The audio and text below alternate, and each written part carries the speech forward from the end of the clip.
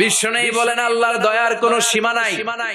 প্রতিদিন আমি বিশ্বনবী আল্লাহি লা আস্তাগফিরুল্লাহ ওয়া আতুবু ইলাইহি ফিল ইয়াউমি আকসার মিন 70 মাররা, প্রতিদিন আল্লাহর দরবারে আমি বিশ্বনবী 70 বারের বেশি তওবা করি, ইস্তেগফার পড়ি।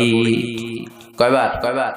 আকসার মিন 70 মাররা, more than 70 times in a day। একদিনে 70 বারের বেশি।